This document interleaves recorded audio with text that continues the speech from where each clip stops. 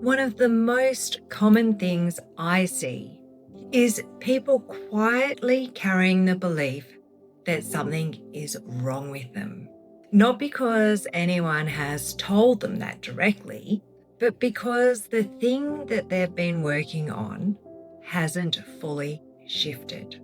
And over time, that creates a very specific kind of internal pressure because on the surface, it looks like they've done everything they're meant to do. They've read the books, they've listened to the podcasts, they've explored different approaches. They understand their patterns. They can often explain exactly where something came from. And yet, when they find themselves in the situation again, they react in the same way. Or they feel the same thing. Or they find themselves pulled back into something they thought they had already worked on. And that's where the confusion begins, because it doesn't make sense. If understanding something was enough, it would have shifted already. And when it doesn't, the assumption becomes something very personal. I must not be doing it properly, or there's something deeper wrong with me. And this is where I want to slow things down for a moment, because that conclusion is not only inaccurate, it's also what keeps people stuck. The problem is not that you haven't done the work. The problem is that most of the work people are exposed to is happening at the level of understanding, and transformation doesn't occur there. Understanding is valuable. It creates awareness.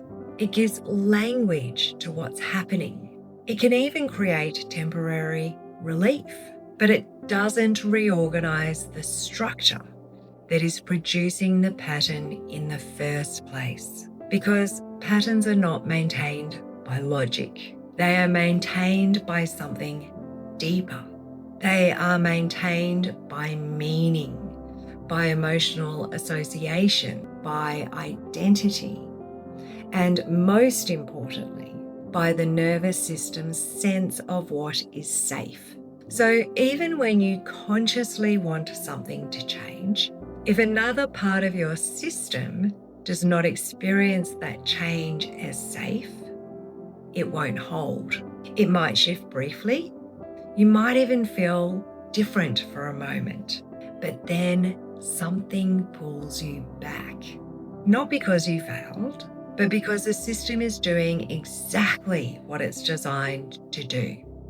Maintain stability. And this is where a lot of people get caught in a loop.